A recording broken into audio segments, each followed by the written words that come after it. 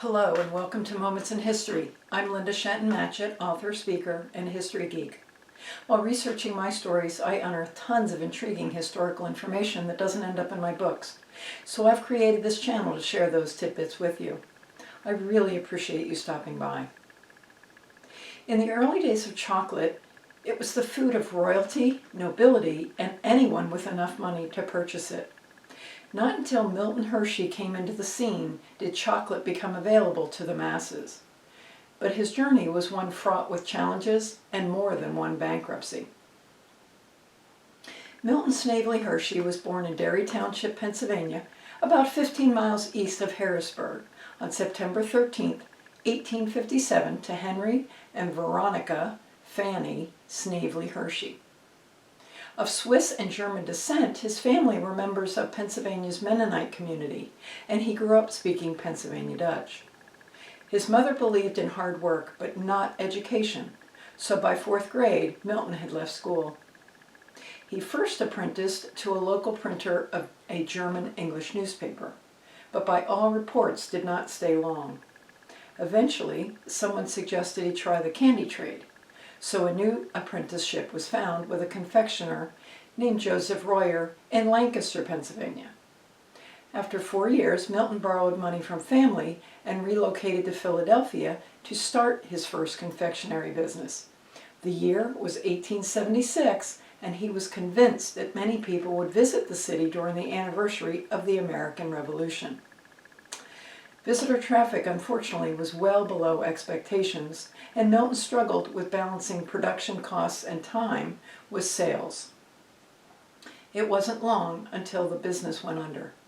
Undeterred, he moved to Denver and got a job at another confectionery where he learned how to make caramels using fresh milk, which at the time was groundbreaking. At some point, he relocated to New Orleans and then Chicago looking for business opportunities. None surfaced, so by 1883 he was in New York City training with Hyler's, a candy and restaurant chain that operated from 1874 to 1964, and at the time was one of the largest and most prominent chocolate makers in the U.S. He decided to start his second confectionery business, which was somewhat successful, lasting for about 3 years. He returned to Lancaster and founded the Lancaster Caramel Company, proving the adage, "third time's the charm." This business was highly successful, and by the early 1890s employed over 1,300 workers in 2 factories. Milton traveled extensively seeking locations to carry his products, and it was on one of those trips in 1897 that he met Catherine Kitty Sweeney, a woman 14 years his junior. At the age of 40, Milton Hershey found love. They married the following year. That same year, 1898, Milton attended the World's Columbian Expedition in Chicago, and he was fascinated by the machine of J.M. Lehman, a chocolatier from Dresden, Germany. He visited the exhibit that was a full-scale replica of a chocolate manufacturing plant, from roasting oven for the beans to forming presses for molten chocolate, numerous times, and became convinced mass production of chocolate was the wave of the future.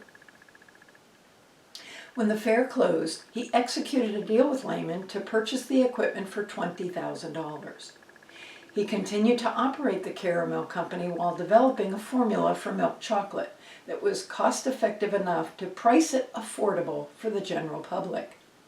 Convinced he was close to success, in 1900 he sold the Lancaster Caramel Company for $1 million in order to concentrate solely on the chocolate business.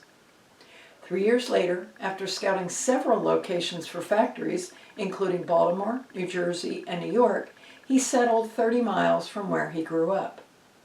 There was a large population of hardworking people, and he could obtain large quantities of fresh milk. 2 years later, the one-story facility was completed and covered 6 acres. The layout was brilliant and highly efficient.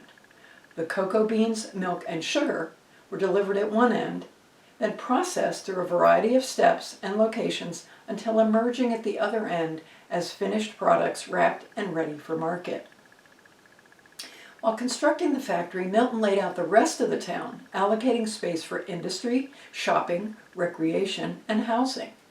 At a time when company towns were crowded and held inhabitants hostage to the company by paying in scrip, only usable at company-owned shops, Milton had a vision of a different type of town, one that was beautiful and free from congestion and allowed people to stand on their own 2 feet.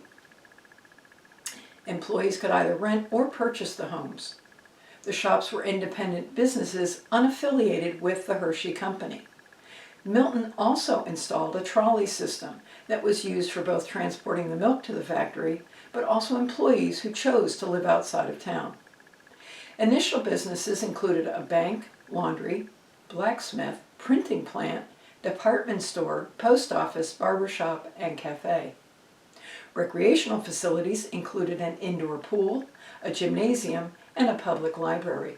He later expanded to provide water, electricity, sewage, and telephone service. Milton Hershey did not discover milk chocolate. Rather, he discovered how to make it affordable. Prior to Hershey, only the well-to-do could afford this delicacy.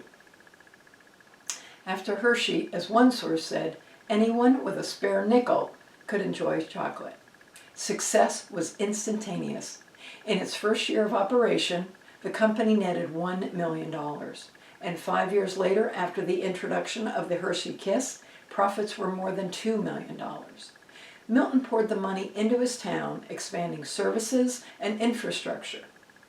To name the town, he ran a contest, which included such entries as You Like It, Eat a Bit, Chocolate City, and St. Milton. The winner was Hershey Cocoa, spelled K-O-K-O, which the post office immediately rejected as too commercial and shortened to Hershey. In 1907, Milton added a park, and in 1909, never able to have children of their own, Milton and Kitty established the Milton Hershey Industrial School and Orphanage. 7 years later, he built the first free zoo in the U.S. Tragically, that same year, Kitty passed away after suffering from ill health for most of their marriage.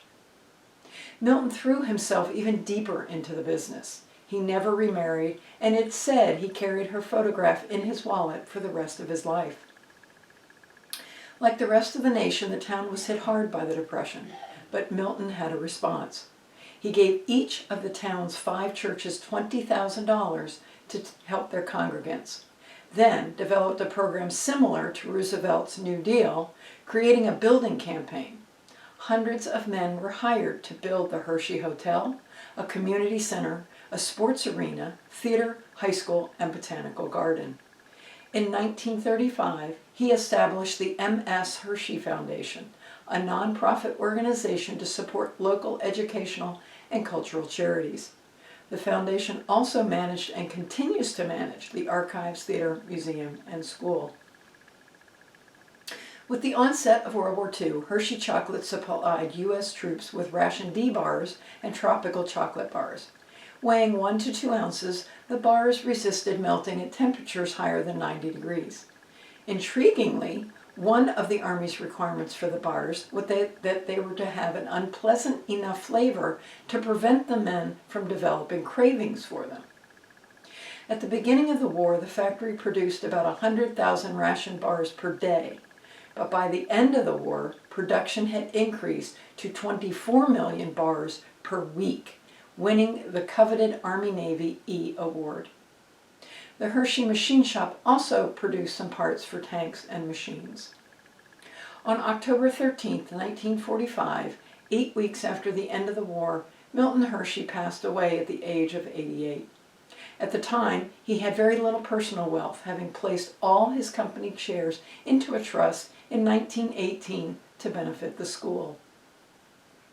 Unsurprisingly, considering a comment he had made prior, I could never see what happiness a rich man gets from contemplating a life of acquisition only, with a cold and legal distribution of his wealth after he passes away. At the time of his death, the stock was worth approximately $60 million.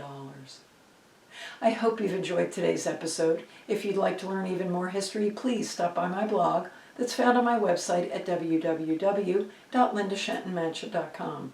And please consider subscribing to my YouTube and Spotify channels, Moments in History, to see and hear new episodes that release generally on the second and fourth Friday of every month. Thank you, and have a great rest of your day.